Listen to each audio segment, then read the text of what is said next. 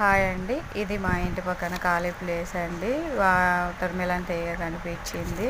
కాయలు ఏమన్నా ఉన్నాయేమో అని సెర్చ్ చేస్తే 2 కాయలు అయితే కనిపించాయి. ఆ 2 కాయలను అయితే కట్ చేసాము.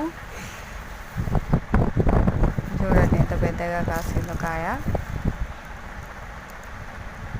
అవి మేము పెట్టిన విత్తనాలు అయితే కాదు, మనం తిని పడేస్తే అవి మొలిచాయి.